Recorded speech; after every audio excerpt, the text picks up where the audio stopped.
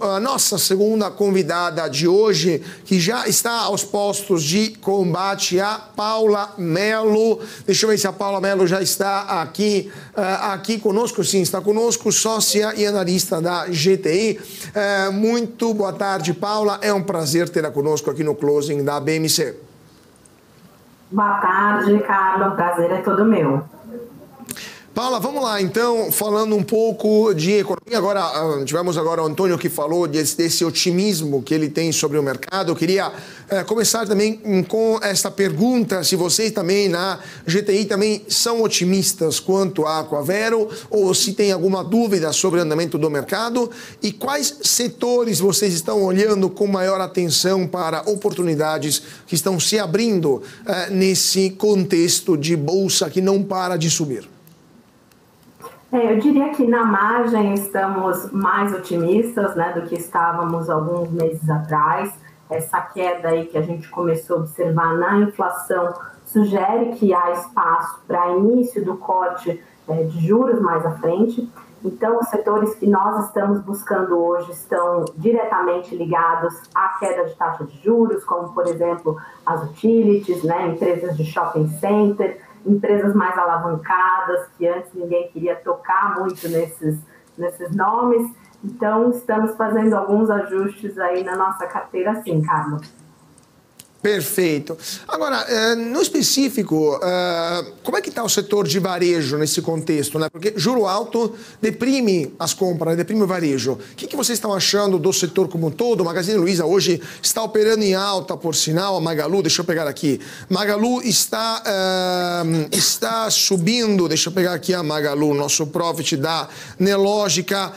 Não, está caindo, Magalu 1,01%. A Via, vamos ver como é que está a Via também, está subindo 0,39%. O que vocês estão achando do setor de varejo como um todo? Nós temos apostas, sim, no segmento de varejo, não nessa parte de eletrônicos, né, que você comentou. Nós temos apostas mais na parte não discricionária, seja de supermercados, de farmácias, empresas que ainda estão bastante descontadas e que sofreram bastante em relação aos peers, principalmente por conta de alavancagem. Então, duas apostas que a gente tem no Grupo Pão de Açúcar, que agora tem o evento aí de separação do supermercados Êxito, né, que é a operação da Colômbia. Nós temos também a Pague Menos, que é uma empresa que acabou ficando mais alavancada porque fez um M&A muito grande, adquirindo as lojas da Extra Farma, principalmente na região norte e nordeste, mas é uma empresa que operacionalmente é muito boa. E nós temos também, mais recentemente, uma aposta aí nas ações da Lojas Renner. Nós éramos acionistas de Guararapes de longuíssima data, e aí com a queda das ações da Lojas Renner, o mercado estava muito preocupado com o que iria acontecer, principalmente com a operação deles no business financeiro, né, a parte de financiar os clientes.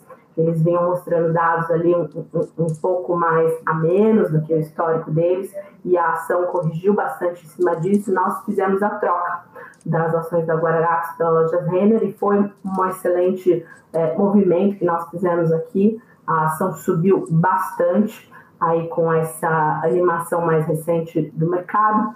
Então, é basicamente dessa forma que a gente está explorando o segmento de varejo, Carlos.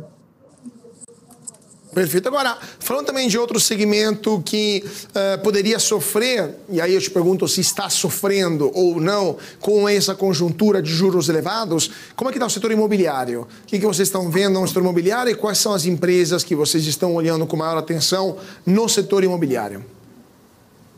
O setor imobiliário, eu acho que é um dos que apresenta assim, as melhores oportunidades nesse momento. Nós temos ações no segmento de shopping centers, também aproveitamos essa grande correção aí para investir numa empresa da parte de logística, a LOG, que é aquele antigo spin-off da MRV, da parte de galpões logísticos. O mercado ficou muito cético com essa empresa porque ela estava bastante alavancada. E todos esses negócios que têm um duration longo, né? Empresas que você faz um investimento muito grande inicial e vai levar muitos anos para receber esse cash flow, são ações que sofreram bastante no ciclo de alta de juros. E agora, da mesma forma, são ações que se beneficiam demais com esse ciclo de corte de juros. Então, são exposições que a gente gosta bastante. Na parte de shopping centers, principalmente, ainda existem ativos que estão bastante descontados.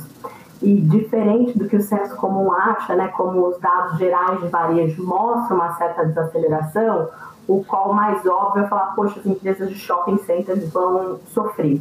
Mas a verdade é que não. Essas empresas que estão listadas na bolsa são a nata da nata e as lojas que estão lá estão indo muito bem. Então, são empresas que estão com números fortes, elas tiraram todos os descontos que foram concedidos aos lojistas durante o período de pandemia, fizeram muitos cortes de custo, então são empresas que estão com lucros e geração de caixa crescentes.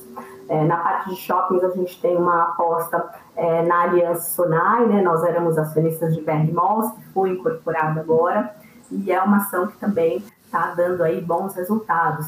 A LogCP, que eu comentei há pouco, foi uma das ações que mais subiu no nosso portfólio no mês de maio, uma ação que subiu 40% em um único mês, porque a preocupação era a alavancagem, e aí, combinado com a queda da taxa de juros, eles fizeram desinvestimentos de alguns ativos, a precificação foi muito boa que eles conseguiram, isso desalavanca o balanço e permite a empresa seguir investindo no seu plano de crescimento. Então, boas notícias, Carlos. Perfeito. Agora, últimos 2 pontos que eu queria também analisar com você. Setor de saúde também, como está nesse contexto? Sabemos que os planos de saúde estão aumentando os seus preços mais do que a inflação. Vocês não temem uma eventual intervenção do governo nesse aspecto? E no setor de educação também, mensalidades estão subindo mais do que a inflação. Alta inadimplência também por causa de endividamentos, de dívidas contraídas no passado. Qual que é a visão de vocês e se vocês também compactuam com o mercado, essa euforia, né, das ações do setor de educação e de saúde que estão subindo muito nas últimas semanas? Qual que é a sua visão, a visão da GTI sobre esses 2 setores? Esses 2 setores, de uma forma geral, estão bastante alavancados, né? Os 2 cresceram muito ancorados em teses de M&A, né? Então, aquisição de outras empresas, consolidação dos mercados. Na parte de educação, a gente vê sim boas oportunidades, né? Um mercado que sempre foi muito competitivo, particularmente nos cursos superior à distância. Então, é um segmento onde a gente não via ticket subindo há muitos anos, pelo contrário, o ticket só vinha baixando, inclusive em termos nominais. E agora, pela primeira vez, a gente está vendo uma racionalidade muito maior no setor. Isso explica porque que ações como, por exemplo, Edux, Cogna subiram tanto nos últimos 2 meses. E existem boas razões para isso. As ações estão muito descontadas e o fundamento melhorou. Então, ali existe espaço para um pouco mais de otimismo. Já na parte de saúde, eu acho que a gente precisa ser bem mais seletivo, Carlos. Como eu disse, são empresas que estão muito ancoradas na tese de M&A, pagando as contas ainda de aquisições que elas fizeram no passado. No entanto, existem uma série de problemas, algumas advindas da regulação, a forma que os planos de saúde são regulados no Brasil, particularmente planos para indivíduos, né? Hoje a gente até teve o aumento anunciado pela ANS, ali ao redor de 9%, 10% para planos individuais. Isso é mais ou menos metade da alta que a gente teve na inflação médica. A inflação médica, ela sobe muito e põe ali a arma na cabeça dessas empresas, forçando elas a serem mais eficientes ano após ano. E isso cria uma série de dificuldades em cadeia no setor, né?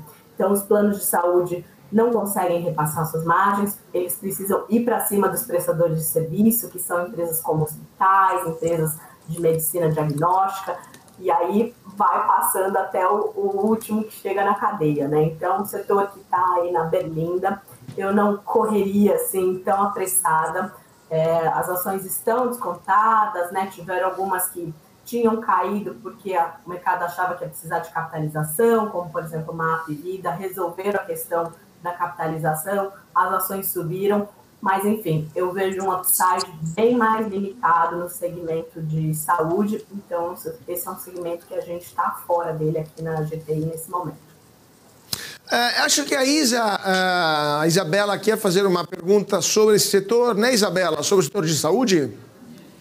Exatamente. Boa tarde, Paola. Já que você está falando, né, do setor de saúde, hoje saiu uma notícia da ANS que limitou em 9,63% o índice de reajuste para os planos de saúde individuais e familiares regulamentados, né? E o percentual é o teto válido ali para o período entre maio de 2023 e abril de 2024 e deve afetar cerca de milhões de beneficiários. Por conta deste anúncio da ANS, como é que devem afetar as ações aí, médio e longo prazo, com esse anúncio? Boa tarde, Isa, bom te ver de volta aqui na grade da BMC, muita saúde aí. Obrigada, bom te ver. Eu acredito que esse reajuste, assim, ele veio muito em linha com o que o mercado esperava, no entanto, assim, ele é muito pouco. E esse setor está, assim, numa sinuca de bico, porque se ele reajustar de maneira mais significativa os seus preços, ele vai perder uma parte da base de beneficiários. E nós sabemos, né, que as despesas com plano de saúde são uma das maiores despesas que tanto as famílias quanto as empresas têm, e colocar um reajuste da ordem de 10% já é bastante alto, você já tira pessoas da base que não conseguem arcar com esses reajustes. Por outro lado, se você não repassa na integralidade os aumentos de custos, seja por novas tecnologias, maior complexidade, seja aumento de frequência de uso, você começa a perder a margem. Então, eles estão nesse dilema. 9% é muito baixo. Se a gente olhar os reajustes que foram feitos em negociações livres, principalmente na parte onde o cliente é uma empresa e não um indivíduo, e aí o regulador não interfere, porque entende que existe um poder de barganha maior das empresas para negociarem esses reajustes, nós vimos reajustes entre 17% e 25%. Então, você percebe a diferença e isso aí vai deixando essa parte de planos de saúde individuais cada vez mais inviável para os operadores. A gente viu, não tem muito tempo, uma empresa como a Amil, que tentou vender sua carteira de indivíduos para terceiros, e as pessoas que iam comprar, eles estavam cobrando um cheque ali de bilhões de reais. Fala, puxa, será que eu entendi direito, né? A pessoa que vai receber, ela quer o cheque? É isso mesmo. Porque são carteiras que, quando a gente leva a expectativa de vida do indivíduo e em consideração de que essas empresas não podem cancelar unilateralmente a carteira, nem que ela esteja deficitária, vai criando uma série de anomalias no setor. Então, eu acho que a notícia é ruim, sim, mas ela já era, de certa forma, esperada pelo mercado, Isa.